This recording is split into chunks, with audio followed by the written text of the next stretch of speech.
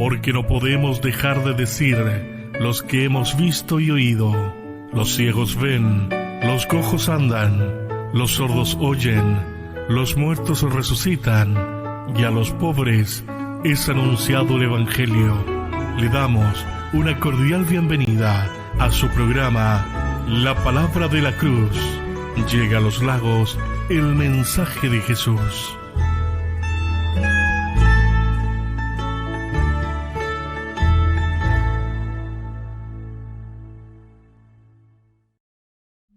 Amén. Es una alegría para mí dar inicio a este programa siendo las 22 horas y como usted puede ver, si lo está mirando por YouTube, por Facebook, esta es una programación especial, así que le informo a todos mis auditores que están escuchando por Radio Los Lagos 93.7 FM que este es un programa especial porque ya estamos en vísperas, muy cerca ya de la Navidad. Si estamos domingo 23, ya mañana sábado estarán todos preparando sus comidas familiares, estarán ya haciendo los últimos arreglos de los regalos, y si usted es cristiano estará también en su corazón agradeciendo al Señor por haber venido a este mundo, y estará probablemente ya preparándose para un servicio, un culto que muchas iglesias también suelen tener el día 24 de diciembre. Así que este programa tendrá esta temática, será especial porque será en torno al nacimiento de Cristo, que es lo que se celebra en la Navidad. Y estará distribuido en dos momentos. Al inicio haremos un pequeño estudio sobre el origen de la Navidad y si un cristiano debiese celebrarla o no, porque es toda una controversia este tema. Y después se estará dando exhortación al mensaje de esta tarde. Usted sabe que todos los días viernes hay una predicación y esta no será la excepción. El mensaje que tendremos este día viernes se titula Él los salvará a todos. Bendito sea el nombre de nuestro Salvador Jesucristo.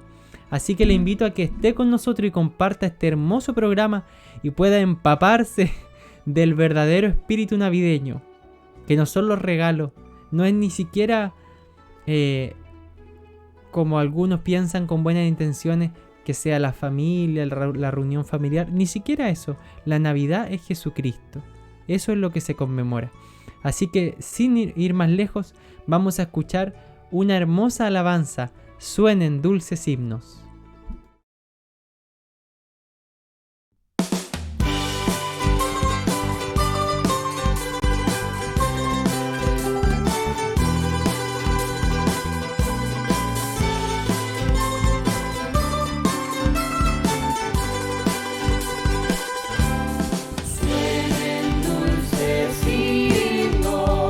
Gratos al Señor, y oigan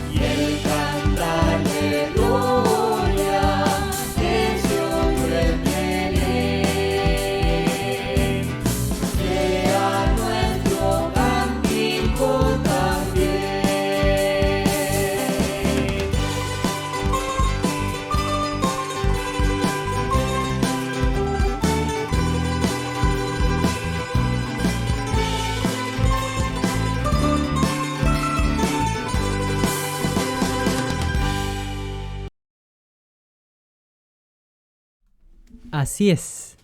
Es nuestro anhelo que ese cantar que se escuchó en el nacimiento de Cristo, esos ángeles que cantaron, sea un canto universal, que toda la humanidad entone en una sola voz la alabanza a nuestro Salvador. Bendito sea su nombre.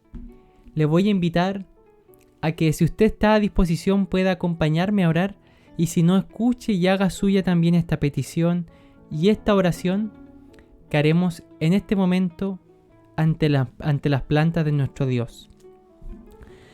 Dios mío y Señor mío, le doy gracias este día viernes, pronto ya a empezar el fin de semana. Gracias, Señor, porque en esta semana usted nos acompañó. Y en estos días de fin de año reflexionamos, Señor, especialmente en tu misericordia, en tu fidelidad, en tu compañía, Señor, constante. Y ya, Señor, quedando tan solo horas para celebrar, Señor, tu nacimiento. Te agradecemos por la salvación que tanto bien nos ha hecho. Te pido, Señor, que una vez más nos hables por medio de tu palabra, nos dé gracia en el estudio que realizaremos, nos dé sabiduría, claridad en nuestras palabras. Que a nuestros auditores usted déle el entendimiento, la comprensión. Pónganos en un solo espíritu esta noche. Que ese sea adorarle y alabarle a usted. Le pido, Señor amado, su respaldo a este trabajo, su compañía, de inicio a fin. Misericordia que le ruego en el nombre de mi Salvador Jesucristo. Amén. La gloria siempre es de nuestro Dios. Bien, vamos a realizar un pequeño estudio acerca de lo que es la Navidad, su origen, y el por qué es tan controversial el celebrarla o no. Y para eso tenemos que remontarnos a los primeros cristianos, cuando se empezó a formar lo que hoy día se conoce como la religión cristiana. Porque al pueblo cristiano, a la iglesia de Jesucristo, se le ha dotado de una identidad, de algo diferente que tiene con respecto a otras religiones, a otros creyentes de otras deidades. Y eso surgió a raíz de los primeros cristianos, lo que se le conoce como la iglesia primitiva, la de sus comienzos, la del origen. Los inmediatamente primeros seguidores de Cristo tras su resurrección. Y dice la palabra del Señor que inmediatamente tras ser crucificado el Señor, comienza una persecución hacia la iglesia. ¿Por qué se les perseguía? En primer lugar, lo hacían los judíos, los israelitas, perseguían a los cristianos, porque los cristianos seguían a Jesús y él se coronaba como el rey de los israelitas. Él decía: yo soy el Mesías que sus profetas hablaron. Bendito sea el nombre del Señor. Yo soy el Mesías. Y esto los judíos lo detestaron. Los que no creyeron en el Señor lo detestaron y le agarraron un gran odio. De hecho, le dijeron a los romanos, que eran los que dominaban ese territorio y los que impartían la justicia y las condenas, le dijeron: nosotros tenemos una ley, la ley que le había dado Dios por medio de Moisés. Nosotros tenemos una ley y según ella, él debe morir. Y así empezó la persecución a través de Cristo. Así que tras el Señor, cuando Él fue crucificado, luego resucitó y ascendió a los cielos, inmediatamente los judíos empezaron a perseguir a los cristianos, que muchos de ellos eran, al inicio en su mayoría, judíos convertidos. Así que perseguían a su misma familia. Y también fueron perseguidos la iglesia del Señor por los romanos. Por los mismos romanos, que ellos, si bien permitían tener distintos dioses, los romanos son de tener muchos dioses, ellos eran politeístas, El primer dios tenía que ser el César, el emperador, el gobierno. El dios-estado era lo primero. Ante ellos tenían que adorar todos los habitantes en primer lugar. Se le hacían fiestas en su honor, inciensos, alabanza.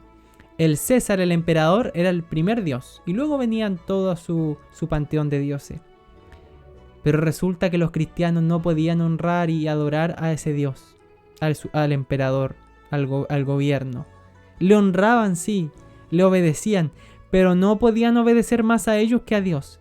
Porque la ley de Dios dice, no tendrás dioses ajenos delante de mí. No te arrodillarás a ellos, sino solo al Señor. Así que en estas cosas la iglesia no podía participar. Y inmediatamente el Imperio Romano se lo tomó como un ataque personal y dijeron, ellos no quieren honrar al César. Y declararon entonces la religión cristiana y a los creyentes cristianos como ilegales. Y empezaron a perseguirlos. Así que la iglesia en su comienzo tuvo todo en contra. Todo en contra. Y aún así lograron permanecer por su fe. Pero pasaron los años y llegó allí por el siglo IV, a comienzo del siglo IV, el emperador Constantino I. Una figura muy importante que le tocó ser emperador en tiempos muy difíciles en Roma. Y tras muchas guerras dice y cuenta una leyenda muy importante acerca de él, de que él en una tremenda batalla ve en el cielo y tiene una visión, una vivencia sobrenatural, donde él dice que ve en los cielos una cruz y unas palabras que dicen, con este signo vencerás. Y él reconoció que esa cruz era la famosa cruz de los cristianos, donde habían matado a su Mesías, a su Salvador, a su deidad. Esa es la cruz, todos la conocían. Y dice que él queda impactado por esto, porque fue una vivencia sobrenatural. Y él, siendo mundano, cuenta la leyenda que aplicó la fe. Y que mandó a sus soldados a que se fundiesen en sus escudos la cruz de Cristo. Y vencieron la batalla. Eso es la leyenda, que lo escribió un historiador muy famoso que se llama Eusebio de Cesarea. Y él juró con todo su ser de que eso había ocurrido. Y eso se transformó en toda una leyenda de Constantino. Porque lo histórico, lo que sí sabemos con certeza, es que Constantino legalizó la religión cristiana. Dijo, desde ahora en adelante no los vamos a perseguir más. Y se cuenta que es por esta experiencia que él tuvo. Pasaron más emperadores y llegó Teodosio I. Y el emperador Teodosio en Roma no solo conservó la legalidad de la religión cristiana, sino que además la volvió la religión oficial del imperio. ¿Qué quiere decir esto? Que de ahí en adelante el imperio romano era cristiano. Y todos sus habitantes tenían que practicar la fe cristiana por imposición. Ya ahora se dio vuelta la tortilla y todas las otras religiones eran prohibidas. Y la cristiana era la que todos tenían que tener. Era la religión oficial. Bendito sea el nombre del Señor. Allí se cumple una profecía que dijo Cristo. En el libro de Juan está capítulo 12, verso 32. Él dice, hablando del momento de que él iba a ser crucificado, y yo, si fuere levantado de la tierra, a todos atraeré a mí mismo. Es decir, que cuando yo sea levantado en la cruz, crucificado, usted sabe que a él lo recostaron, le colocaron los clavos y ahí lo levantaron el madero de la cruz, con él allí colgado. Y él dice, cuando eso ocurra, la señal de la cruz, este elemento, mi crucifixión, hará que todos se sientan atraídos hacia mí, porque a través de la cruz Él nos da salvación. Y esto se cumple porque a través de esa señal que se dice que vio Constantino, la cruz, el imperio se cristianizó.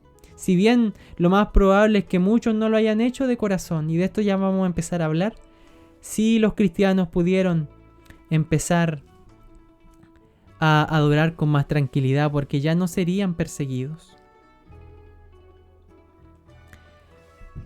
Y dice la palabra, perdón, no la palabra del Señor, esto es lo histórico, que los cristianos entonces, ya pudiendo practicar su fe de manera tranquila, aliviada, porque se les permitía, y como el gobierno ya tenía a la religión cristiana como oficial, el cristianismo se empezó a involucrar mucho con el Imperio Romano, como uña y mugre. Y entonces, como se empezó a inculcar en todos los habitantes que tenían que ser cristianos, resulta que muchos de esos habitantes, si que no, por no decir todos, habían practicado el politeísmo, esto de tener muchos dioses, durante toda su vida, y lo habían practicado sus padres y sus abuelos y los bisabuelos, y esto era ya una tradición, una costumbre imposible de quitar del corazón, de la mente, de las costumbres familiares. Tenían muchos dioses. Y esto representaba un problema, porque ahora de creer en muchos dioses tenían que creer en uno, que era el Dios verdadero. Así que empieza a ocurrir lo que se conoce como sincretismo, la mezcla de dos cosas distintas, lo cristiano y lo pagano. Y ahora entonces el Imperio Romano, para que esto funcione y los habitantes puedan adoptar el cristianismo, les dice: ya nosotros antes teníamos a Júpiter, al dios Neptuno, a Minerva, a Venus, a Mercurio, a Apolo, pero ahora es al que tú le rezabas, al que tú le dabas plegaria, al que tú le pedías que lloviera, que te diera fecundidad. Ahora, en vez de decir Júpiter, ayúdame en esto, tus plegarias van a decir Jesús, ayúdame en esto. Le cambias de nombre. Pero muchas de las costumbres no se cambiaron verdaderamente. Como le digo yo, fue una mezcla de todo. Nos ayude el Señor. Y los romanos tenían muchas fiestas. Eran de mucha festividad. Entonces, estas fiestas también empezaron a cambiar de nombre. Y empezó entonces a cristianizarse esas fiestas. Se hacía lo mismo que se hacía en la fiesta, pero ahora en vez de adorar a sus dioses, adoraban a Dios Padre, a Jesucristo. Y una de esas fiestas era la Navidad, lo que hoy se conoce como Navidad. En ese tiempo, el 25 de diciembre, se adoraban otras cosas. Bueno, eso vino mucho después, pero ya esas fechas ya estaban, se adoraba otra cosa, y después eso se extrapoló y se le puso el nombre allí de que en esa fecha vamos a celebrar el nacimiento de Cristo. Pero con toda seguridad, Él no nació el 25 de diciembre. Debe haber sido en otra fecha. La fecha del 25 de diciembre responde a festividades paganas que al cristianizarse el imperio se les cambió de nombre y se les reorientó ahora a adorar a Dios. Así se formó la religión cristiana, y de allí viene la Navidad, de una mezcla entre lo romano y lo cristiano. Por eso hay iglesias, me refiero a otras religiones cristianas, que adoran a María, adoran a los discípulos, tienen múltiples santos que son casi como otros dioses, porque ellos le oran, le rezan.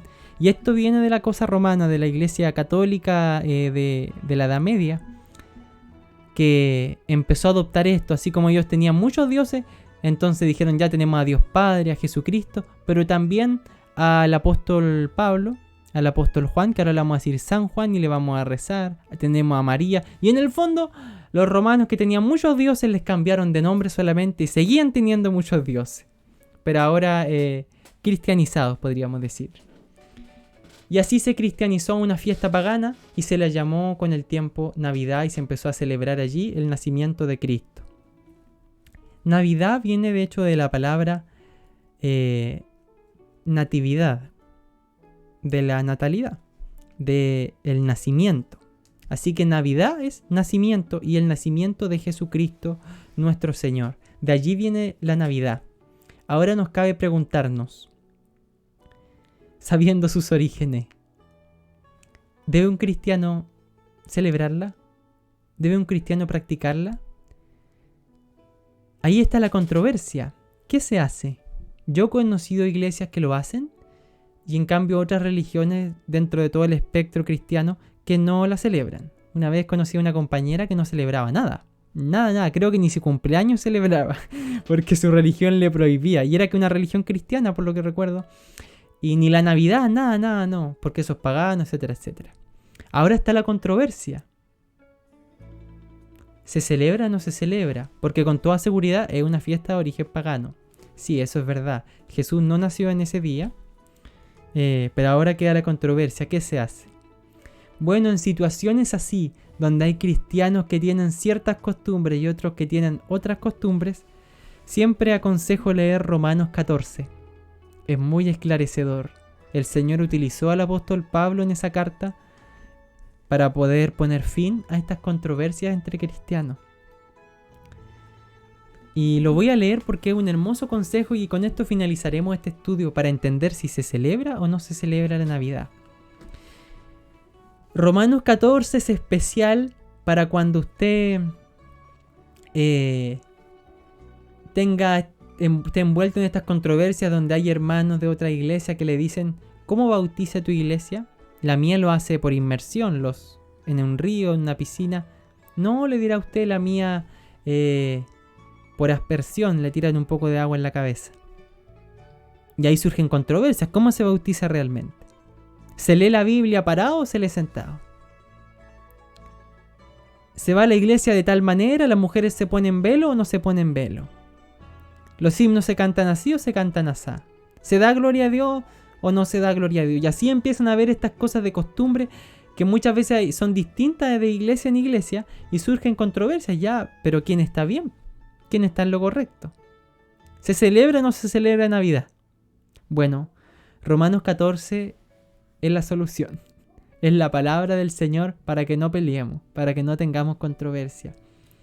Y dice el libro de Romanos 14, y está hablando el apóstol para cuando llega un nuevo hermano en la iglesia, alguien neófito en la fe, uno nuevo. Y dice, y a él le llama como el débil en la fe, porque está recién llegando y tiene otras costumbres. Y va a producirse un choque entre los que ya llevan tiempo y tienen unas costumbres, y entre este nuevito que está llegando y tiene otras costumbres en su vida cristiana. Y dice así: recibid al débil en la fe, pero no para contender sobre opiniones. Ahí hay un punto. Cuando llegue un hermanito que tenga diferentes costumbres, que diga, no, yo no celebro la Navidad y ustedes sí la celebran, o cuando diga, yo bautizo así, y acá, ¿por qué bautizan así? Ya. Dice, recíbelo. Pero no para contender, no para pelear sobre opiniones distintas. Porque uno cree, dice, que se ha de comer de todo, otro, que es débil, come legumbres. Es decir, hay cristianos que en su fe y en su creencia bíblica dicen, no, el Señor purificó todo, se puede comer de todo, todos los alimentos. Hay una costumbre. En cambio, otros cristianos dicen que comen solamente legumbres, que dicen que tienen restricciones alimentarias. Y dicen y se justifican, no, es que la ley dice que tales alimentos no se pueden comer. Entonces hay cristianos que dicen yo como de todo y otros que tienen restricciones. Y dice entonces el verso 3, el que come de todo no menosprecia al que no come, y el que no come de todo no juzgue al que come, porque Dios le ha recibido a ambos. Dice el verso 4, ¿tú quién eres que juzgas al criado ajeno?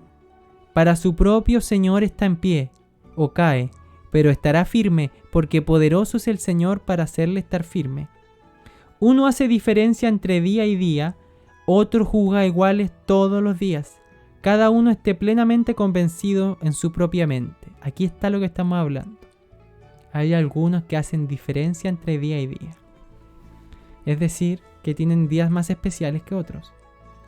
Hay cristianos que se congregan los domingos y dicen, ese es el día del Señor. Hay otros cristianos que dicen el sábado, ese es el día del Señor. Hay unos que hacen diferencia entre día y día. Hay unos que para ellos es especial el 24 de diciembre en la noche porque víspera del 25 porque ahí nació Cristo, es especial para mí. Y otros que dicen que no hay que celebrarlo, de origen pagano. Para mí no hago diferencia entre día y día. Mire lo que dice el Señor. El que hace caso del día, lo hace para el Señor. Yo celebro la Navidad para Cristo. Y en cambio dice, el que no hace caso del día, para el Señor no lo hace. Es decir, yo no la celebro porque lo hago para mi Señor, porque es una fiesta pagana y yo celebro a Cristo todos los días, no solo un día a la semana. Ya, bien, dice la palabra, es válido para ambos. Los dos lo están haciendo por Cristo. El que come, para el Señor come, porque da gracias a Dios. Y el que no come, para el Señor no come y da gracias a Dios. Porque ninguno de nosotros vive para sí, y ninguno muere para sí. Pues si vivimos, para el Señor vivimos, y si morimos, para el Señor morimos. Así pues, sea que vivamos o que muramos, del Señor somos. Está diciendo, ya no entremos en esas disputas de que yo tengo ciertas costumbres y tú ciertas costumbres. Dice aquí el Señor, cada uno lo que haga, hágalo para Cristo. Porque ahora vivimos para Él. Ya nada hacemos para nosotros mismos. Yo no celebro la Navidad por los regalos. La celebro por honrar a mi Cristo. Y hay otros que no la celebran porque lo hacen para el Señor y bien por ellos. Dice aquí el verso 13. Así que ya no nos juzguemos más los unos a los otros, sino más bien decidid no poner tropiezo o ocasión de caer al hermano. Y aquí el apóstol da un ejemplo y él dice su propia costumbre, que él sabe que muchos no la tienen. Y él dice, yo sé y confío en el Señor Jesús que nada es inmundo en sí mismo, mas para el que piensa que algo es inmundo, para él lo es. Él dice, para mí, está hablando de la comida, yo como de todo, creo que el Señor lo ha purificado todo. No tengo ya esas restricciones alimentarias. Pero hay otros que dice que tienen ciertos alimentos por inmundos, bueno, dice, para él lo son. Y continúa el verso 15. Porque si por la causa de la comida tu hermano es contristado, ya no andas conforme al amor. No hagas que por la comida tuya o que por el día tuyo se pierda aquel por quien Cristo murió. Es decir, que bien tenemos costumbres distintas. Algunos tendrán días más especiales, otros no. Algunos comerán de todo, otros no. Algunos bautizarán así, otros así. Algunos leerán la Biblia de pie, otros la iglesia la leerán sentados. Pero cada uno lo hace para el Señor. Así que no se disputen entre ustedes porque a ambos Dios los recibió. Si ahora todos lo hacen por Cristo, ya nada lo hacen por sí mismo. Yo no podría entonces, dice, acusar al que no celebra la Navidad y decirle eres un egoísta, no quieres celebrar a Cristo. No, él celebra a Cristo pero a su manera. Y así el que celebra la Navidad lo hace también de esa forma. Porque, y esta es la conclusión, verso 17, el verso de oro aquí. Les dice, porque el reino de Dios no es comida ni bebida, sino justicia, paz y gozo en el Espíritu Santo. Porque en el que en esto sirve a Cristo agrada a Dios y es aprobado por los hombres. Amén. El reino de Dios no consiste en la forma en que bautizas, en la forma en la que lees, en lo que comes o lo que dejas de comer. No consiste en si tienes un día especial, si era pagano o no, sino dice consiste en algo mucho más grande que estos rituales, que estas costumbres. El reino de Dios es justicia, es paz, es gozo en el Espíritu Santo. Y al que sirve hacia Cristo es aprobado por Dios, agrada al Señor. Bendito sea el nombre de nuestro Dios. Así que ha quedado claro que mientras lo hagas por Cristo, se puede celebrar. Puedes tener ese día por especial o puedes tener otro. Nos ayude el Señor. Siempre sí es importante que lo que usted vaya a tener por costumbre y por convicción bíblica, sea lo que está de acuerdo a su iglesia. No van a haber hermanos que tienen distintas formas de pensar en la misma iglesia adentro. Yo estoy hablando cuando hay disputas en iglesias distintas. Cada iglesia tiene su costumbre mientras esté basado en la palabra y en agradar al Señor. Aquí la palabra del Señor enseña a que todo lo que hagan, dice,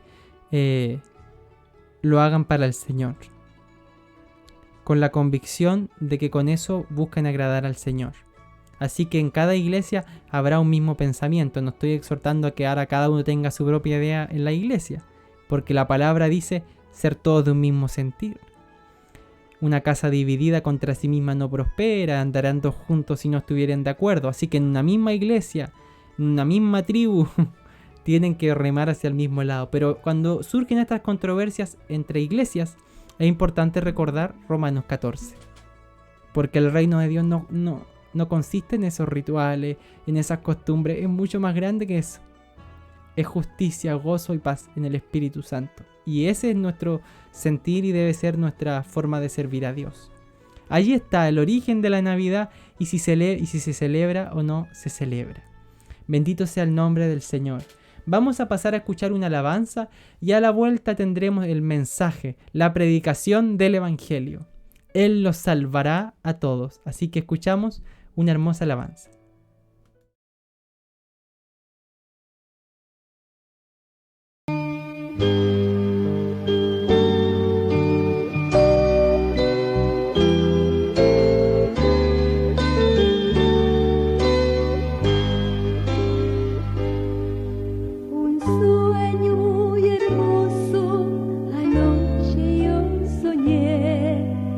Hallaba en Jerusalén y el templo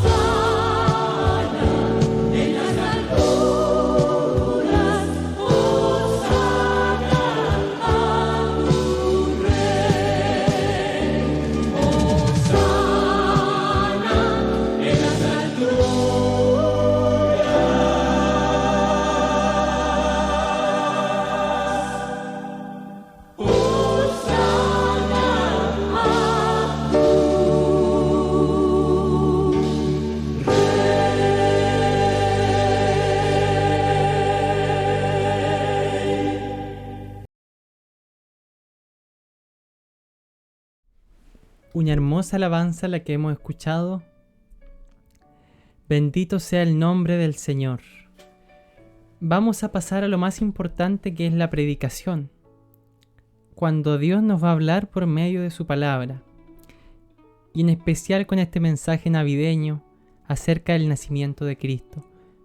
Le voy a invitar a que, si usted tiene una Biblia por allí, pueda buscar el Evangelio según San Mateo.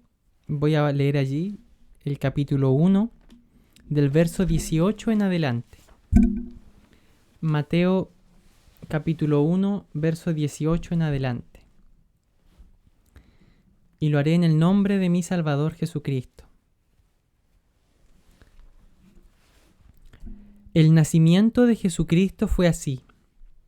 Estando desposada María su madre con José, antes de que se juntasen, se halló que había concebido del Espíritu Santo. José, su marido, como era justo y no quería infamarla, quiso dejarla secretamente. Y pensando él en esto, he aquí un ángel del Señor le apareció en sueños y le dijo: José, hijo de David, no temas recibir a María tu mujer, porque lo que en ella es engendrado del Espíritu Santo es, y dará a luz un hijo, y llamará su nombre Jesús, porque él salvará a su pueblo de sus pecados. Todo esto aconteció para que se cumpliese lo dicho por el Señor por medio del profeta, cuando dijo: He aquí, una virgen concebirá y dará a luz un hijo, y llamará su nombre Emmanuel, que traducido es Dios con nosotros. Y despertando José del sueño, hizo como el ángel del Señor le había mandado, y recibió a su mujer. Amén. Palabra de Dios. Bendito sea su nombre. El matrimonio de María con José, yo creo el matrimonio más famoso del planeta, no estuvo exento de tener problemas, como ha tenido el matrimonio suyo o el mío, que como somos seres humanos, tenemos desperfectos. No crea usted lo que dice la Iglesia Católica de que María era una santa mujer en el sentido moral, digamos. Porque usted sabe que santo, ya lo veremos en algún concepto, significa separado, alguien que ha sido tomado del mundo y separado para Cristo, que se aparta para el Señor. Pero no es alguien perfecto moralmente, el Señor está trabajando en esa persona. Así que María era como cualquier ser humano y José, su recién esposo, era como cualquier ser humano. Y en eso mismo tenían problemas como cualquier matrimonio. Y dice la palabra, lo que hemos leído, que ellos estaban recién casados. Recién casados. Y aún, como dice aquí,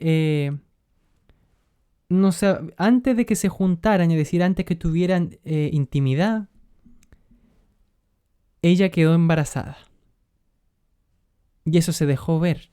José, dice la palabra aquí, que se percató de eso, de que su mujer estaba embarazada. Y aunque parezca gracioso lo que voy a decir, póngase en el lugar de José. Si su esposa viniera con una historia así, si usted viera que recién casados y su mujer ya está embarazada y usted aún no se ha acercado a ella, no han tenido ningún tipo de vínculo y está embarazada, y algo raro allí. José vio eso y dice entonces que él dijo: me engañó, me fue infiel. Él no sabía lo que había pasado, la experiencia espiritual gloriosa, milagrosa que estaba ocurriendo en su esposa. Él no lo sabía. Y él dijo: ella me fue infiel, me engañó. No lo dice la Biblia, pero eso se da a entender. Eso fue lo que él pensó. Mi esposa adulteró. Me fue infiel. Recién casado y ya partimos mal. Nos ayude el Señor. ¿Qué tenía que hacer él entonces? Bueno, la verdad es que dos cosas. Como era judío, Dos cosas tenía que hacer. Número 1, él se podía divorciar. Aunque la voluntad de Dios, y lo deja expresamente nuestro Señor, era de que el hombre con la mujer al casarse son uno solo, y lo que Dios ha juntado el hombre no lo puede separar. Son una sola carne, y el matrimonio es para toda la vida. Por producto de que había muchas separaciones entre el pueblo de Israel, Moisés creó una ley para que ellos se pudieran divorciar. Y nuestro Señor dice que solamente en caso de que haya una infidelidad, fornicación, dice, en caso de que una de las dos partes haya engañado a la otra, se podrían separar. Así que, número 1, lo que podía hacer José era divorciarse por esta infidelidad que él creía que había ocurrido. Y número 2, la ley de Israel tenía por condena, por pena, a la persona que había sido infiel, junto a con quien lo hizo, la pena de muerte. Y esto se haría por lapidación, es decir, le tirarían piedras. Todo el pueblo vendría, era una humillación inmensa, y los mataría. A la persona que fue infiel y con quien lo hizo. Así que él tenía dos cosas que hacer. Divorciarse podía hacerlo y denunciarla públicamente para que se aplique la condena. Pero aquí es donde esta historia se pone interesante.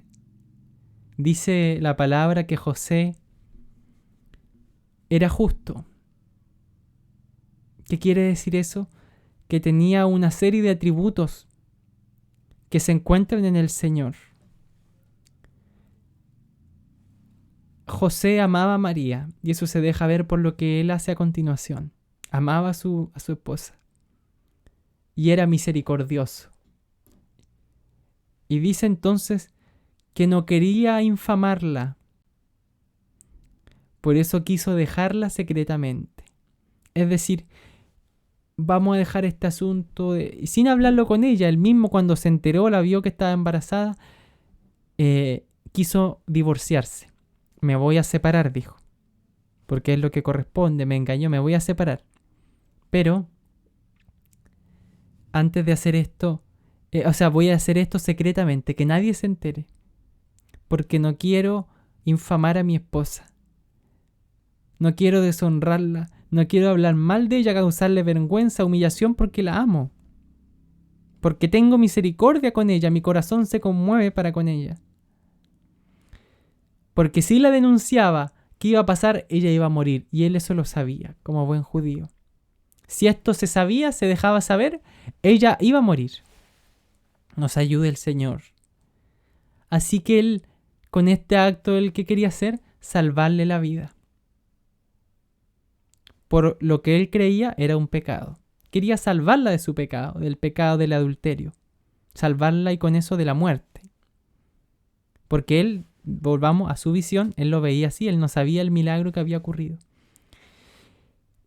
Y esto le carcomía la cabeza, dice que se puso a pensar y a pensar cómo lo hago para que no se sepa, para salvar a esta mujer de lo que hizo. Y dice entonces que él, pensando en esto, se quedó dormido y le apareció un ángel en los sueños. Y le dijo: José, no temas recibir a María como tu esposa. No te separes. Porque lo que en ella es engendrado del Espíritu Santo es. Lo que está en su vientre, José, le dice, es algo milagroso. El Espíritu Santo hizo esto. Es tu Dios al que tú temes, el que hizo esto. Y ella dará a luz un hijo, le dice, y llamará su nombre Jesús, porque él salvará a su pueblo de sus pecados. Y esto es maravilloso. Porque ¿qué estaba haciendo José con su esposa? La quería salvar de su pecado, de lo que él pensaba era su pecado. Se enteró desde su visión, con la información que tuvo, él unió las cosas y dijo, ella me fue infiel, va a tener que morir, no quiero que se muera la voy a intentar salvar, que esto pase en el buen chileno piola. Que no pase a mayores, que nadie se entere, me separaré calladito, que nadie sepa. Él quería salvarla de su pecado, de lo que para él era un pecado. Y el ángel le visita en la noche y le dice: tranquilo, José, tranquilo, no te separes. Sé que estás buscando salvarla de su pecado, pero escucha, la criatura que viene en su vientre, el niño que ella va a dar a luz, él salvará a todos de sus pecados. Así como tú querías salvar del pecado a tu mujer, porque la amabas. Asimismo Jesucristo, el que va a nacer de ella, Él los va a salvar, pero a todos de sus pecados, no solamente a María y a ti. Va a salvar, dice, a todo el pueblo. Bendito sea el nombre del Señor. Eso pequeño que tú estabas haciendo, Él lo va a hacer, pero lo va a hacer con todo. Así como tuviste misericordia a tu esposa, Él va a tener misericordia de toda esta humanidad. Bendito sea el nombre de nuestro Salvador. Él nos va a salvar a todos. Aleluya. Él perdonará nuestros pecados. Creció el Señor y empezó su ministerio. Empezó a enseñar en las calles y a hablar de que el reino de Dios se había acercado. Y le llevaron una mujer adúltera. Se repite la situación aquí. Pero esta mujer había adulterado en serio. Y le llevan una mujer a Cristo como para pillarlo. A ver, ¿qué haces tú?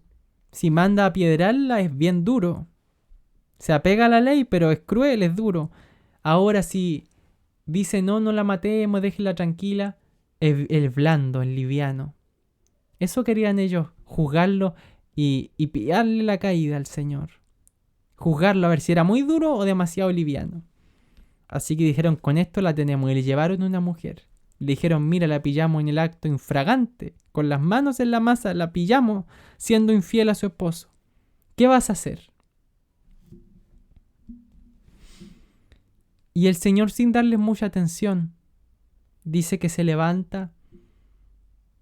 Y él, sabiendo de que correspondía a la lapidación sobre ella, según la ley, que la apiedraran por su pecado, él dice, el que esté libre de pecado sea el primero en lanzarle la piedra. ¿Qué estaba diciendo? Sí, esta mujer según la ley merece morir por pecadora. Pero ¿y ustedes cómo están? ¿Cómo andamos por casa?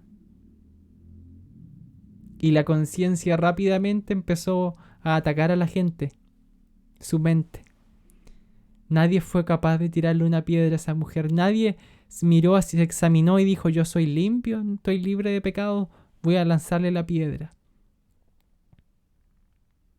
Nadie. Dice que se empezaron a ir. Se empezaron a ir uno a uno. Y el Señor se acerca a esta mujer y le dice, ¿dónde están los que te acusaban? ¿Dónde están los que te condenaban? Aún quedaba uno frente a la mujer, que era Cristo. Y él sí estaba libre de pecado y tenía la autoridad para tirar la piedra. Pero las palabras del Señor son, ni yo te condeno, vete y no peques más. ¿Se da cuenta? Él los salvará a todos. Otra ocasión, el Señor iba pasando por una aldea y no lo quisieron recibir en la casa. Nadie le quiso dar hospedaje. Y sus discípulos le dijeron enojados, sabiendo que él tenía autoridad del cielo, Maestro, lánzale fuego a esa gente, mátalos por la ofensa que te han hecho. Y él les dice, ustedes no saben de qué espíritu son. Yo no he venido para que se pierdan las almas, yo he venido para salvarlas. Bendito sea el nombre del Señor. Yo he venido para salvarlos a todos. Más adelante, estando ya apresado, tomado por los hombres, ya entregando su vida, un poco antes ya de la crucifixión, La gente, la autoridad lo empiezan a interrogar a ver qué pecado había en él, por qué lo querían condenar a la cruz. Y le preguntan dos cosas. ¿Qué doctrina enseñas? ¿Y tus discípulos? ¿Quiénes son? ¿A dónde están? Y él dice, yo mi doctrina la enseñaba públicamente, en la plaza, en el templo, en las casas. Vayan y pregunten a todos los que escucharon, no tengo por qué decirla, yo la dije públicamente, no tengo nada que esconder. Pero nunca dijo dónde estaban los discípulos. No los nombró. La única pregunta que el Señor no responde. De entre todas, entre muchas que le hacen, esa no respondió. ¿Por qué? Porque todos los discípulos la habían abandonado. Y el hablar de ellos era condenarlos y era hablar mal sobre ellos, porque todos le abandonaron, escaparon con miedo, dejaron al maestro botado. Y él, sin rencores, con una tremenda misericordia, no habla mal de ellos, pudiendo haber dicho esos otros cobardes que me preguntas, me dejaron, allá están. No omite palabra alguna sobre sus discípulos, porque Él los salvará a todos. Y dice entonces la palabra que ya en la cruz, con la gente gritándole, otros defendiéndolo, Él solamente eleva una plegaria al cielo y dice, Padre, perdónalos. Perdona a esta gente porque no saben lo que hacen. Están en oscuridad, están en tinieblas. ¿Se da cuenta? Él los salvará a todos. Por último, cuando querían tomar a los discípulos y apresarlos junto con Cristo, dice la palabra que Cristo se interpone y les dice que ¿por qué quieren saber de ello? Tómenme a mí solamente si a mí es el que buscan. Y esto lo dijo, dice la Biblia, el libro de Juan, para que se cumpla lo dicho por los profetas, que las ovejas que el Señor puso en la mano de él, no se perdió ninguna. ¿Se da cuenta? Él los salvará a todos. Bendito sea el nombre del Señor. Ese es el sentido, el propósito de celebrar la Navidad. Entender que el nacimiento de Cristo no es una cosa ordinaria. No es una cosa normal, común, que no vale la pena relevar, darle importancia. Cuando nació Cristo, nació la salvación. Al nacer Cristo, amaneció sobre nosotros. Al nacer Cristo, apareció la luz en nuestra vida. Cuando nació Cristo, vino la esperanza. No es cualquier cosa, porque Él nos va a salvar a todos. Por eso corresponde que usted mañana sábado medite en la salvación de Dios, en la importancia de Cristo para su vida, que si Él no venía a su vida, todos estaríamos condenados, pero como Él nació y vino a este mundo, Él nos salvó. Como quería salvar José a María de la muerte, asimismo Él tuvo misericordia de nosotros. Bendito sea el nombre de nuestro Salvador. Vamos a orar y agradecer al Señor por la hermosura de su palabra. Dios mío, Señor mío, te doy gracias, porque para siempre son tus misericordias, por el gran amor que tuviste por nosotros en la cruz, y por el sacrificio que hoy día gozamos. Gracias, Señor, porque lo que antes era materialismo, hoy día es gozo. Eso es Navidad para nosotros, gozo, alegría, regocijarnos en tu nacimiento, en tu misericordia, en tu amor. Señor, llénanos, Señor, de esta reflexión, llénanos de tu Espíritu Santo. Ayúdanos a tener hermosos días de fin de año, donde podamos en familia adorarte y alabarte a ti. Te pido que guardes este mensaje en nosotros y nunca nos hagas perder la gratitud por haber sido salvados. Gracias, Señor. Todo esto te lo rogamos en el nombre de nuestro Salvador Jesucristo. Amén. Vamos a escuchar una hermosa alabanza. Hubo uno que quiso por mí padecer.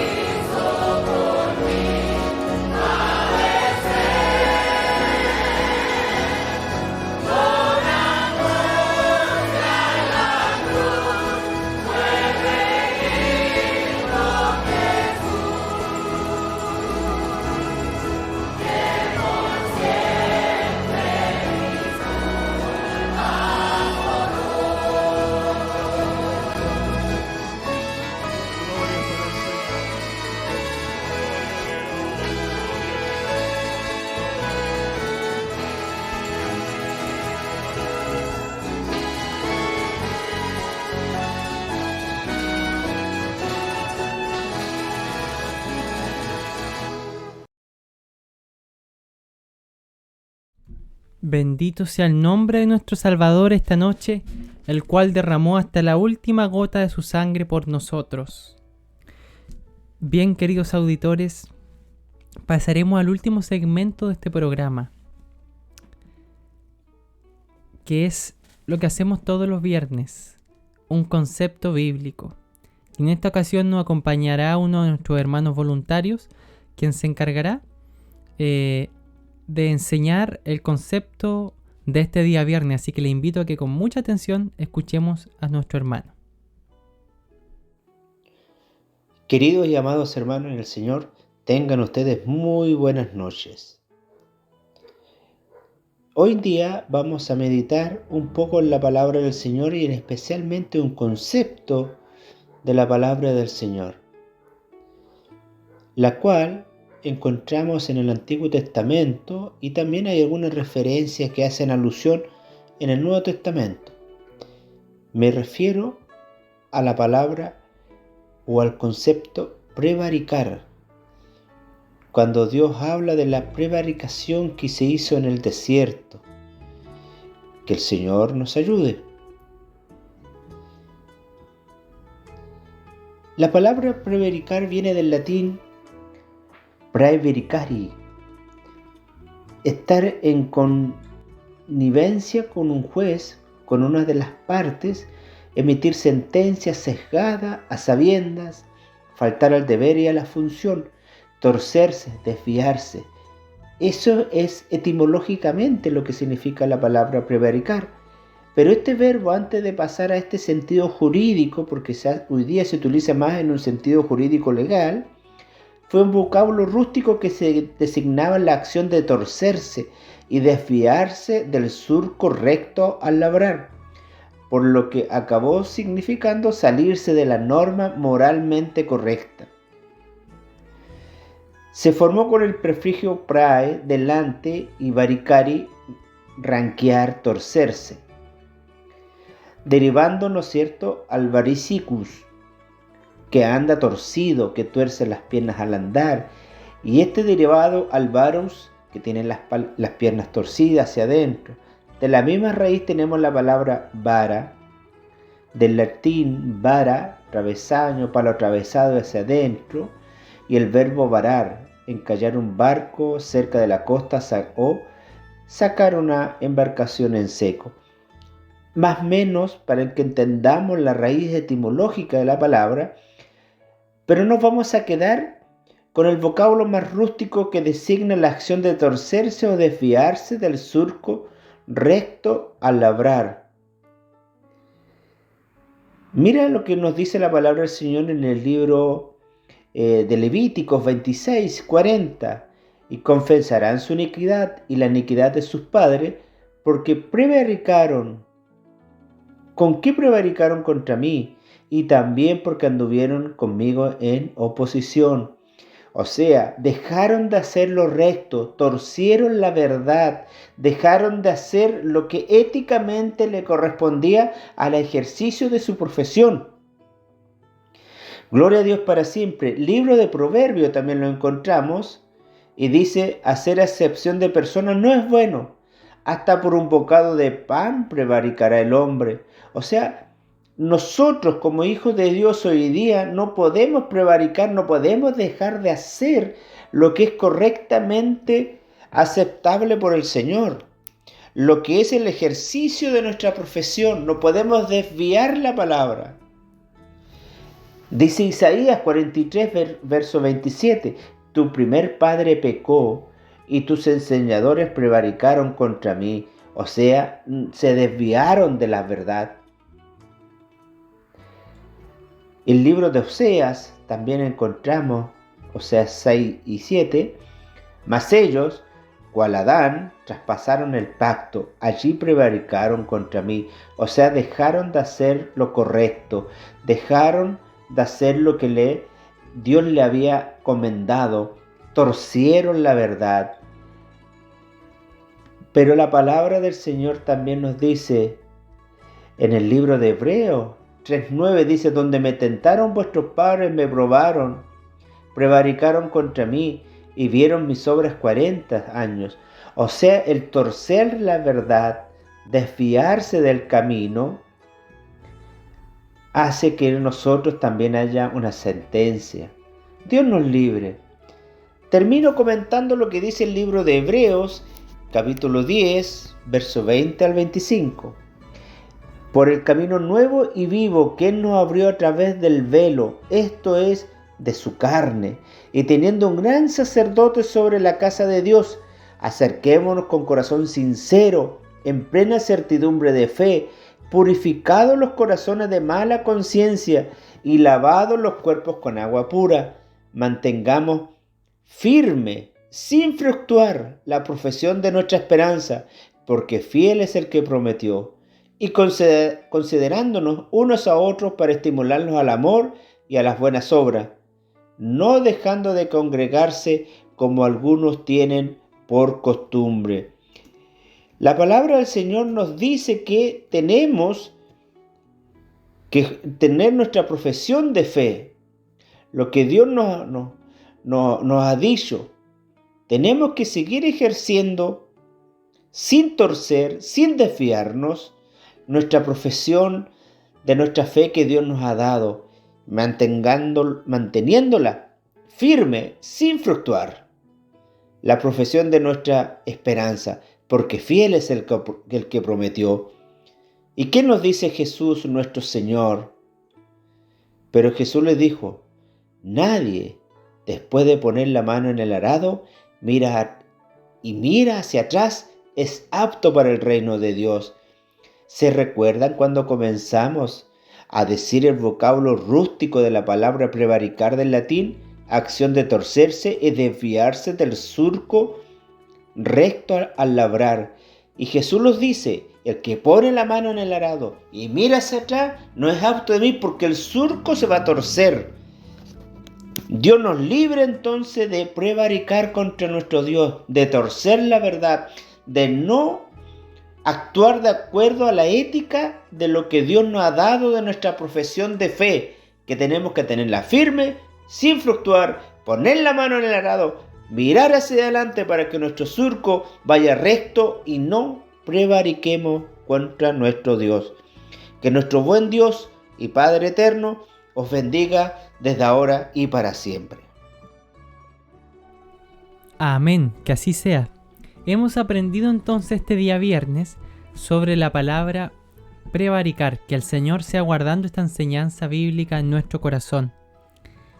Vamos a escuchar la última alabanza de la noche, que es la famosísima Noche de Paz.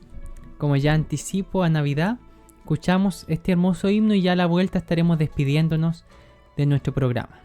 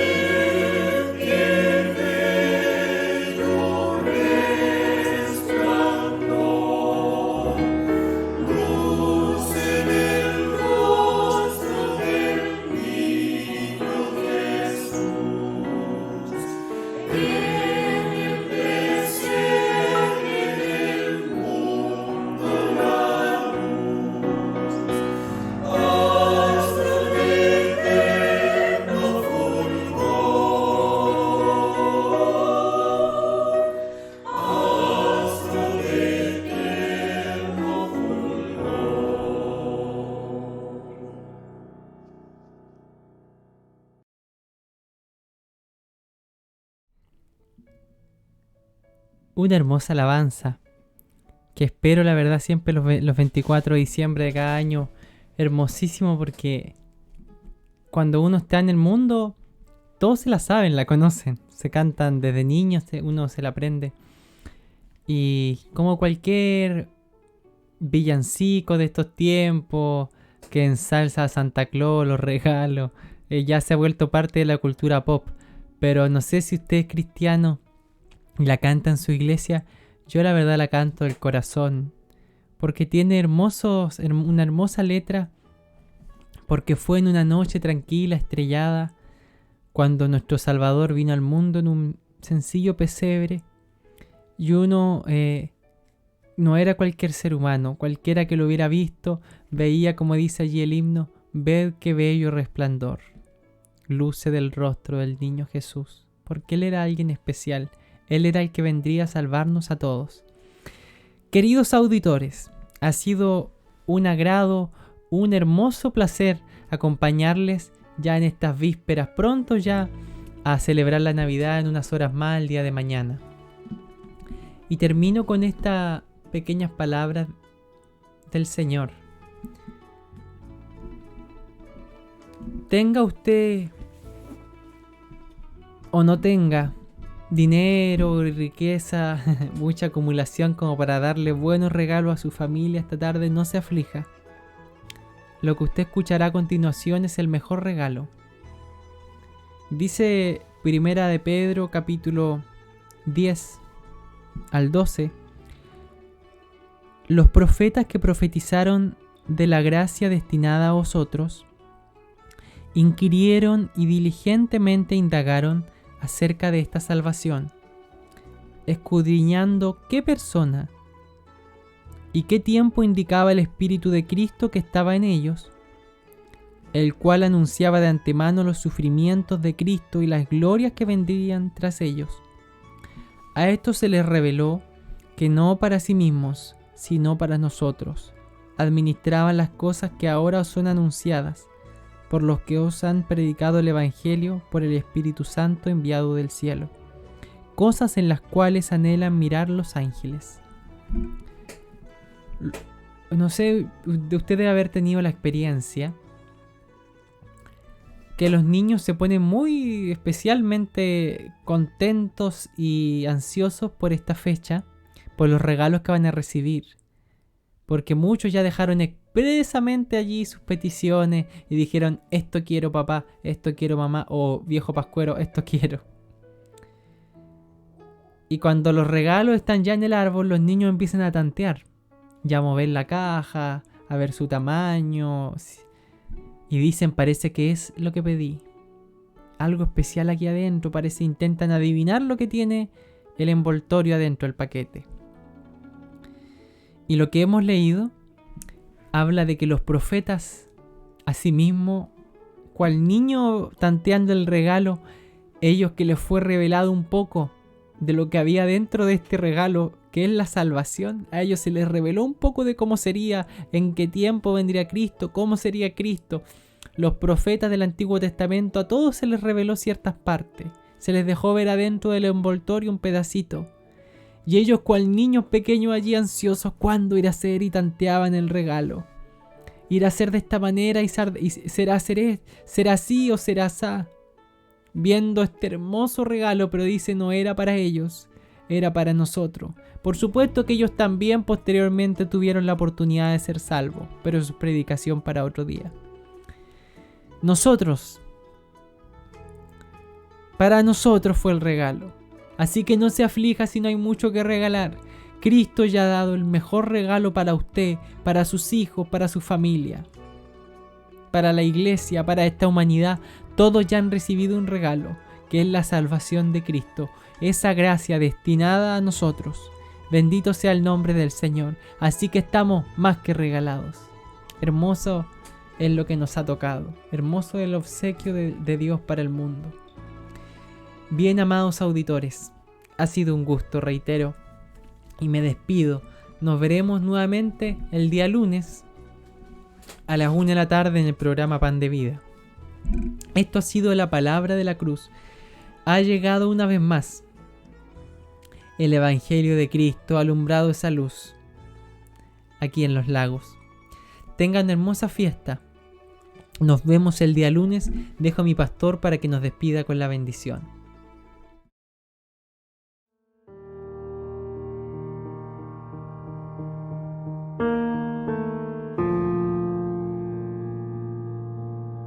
Mis queridos hermanos, mis queridos auditores, no podemos terminar nuestro programa sin antes orar por ustedes, rogar la bendición de Dios para ustedes y para su familia.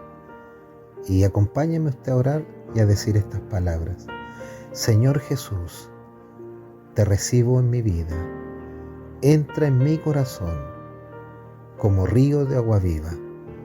Señor, conoces toda mi situación y todo lo que he pasado y lo que he vivido.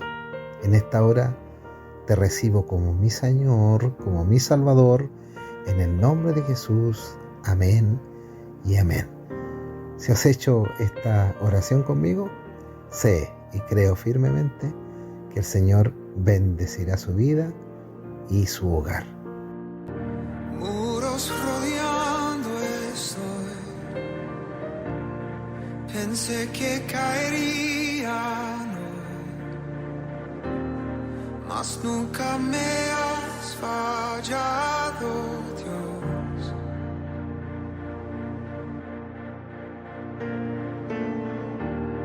La espera terminará, sé que has vencido ya, nunca me has fallado, Dios.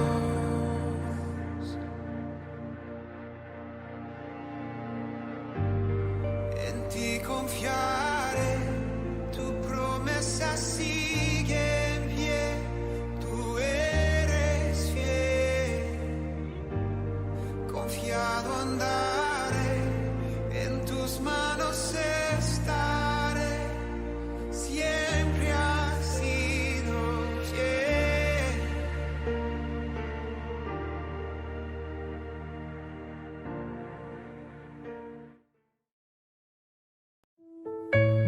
Porque no podemos dejar de decir los que hemos visto y oído. Los ciegos ven, los cojos andan, los sordos oyen, los muertos resucitan, y a los pobres es anunciado el Evangelio. Usted ha escuchado la palabra de la cruz. Llega a Los Lagos el mensaje de Jesús.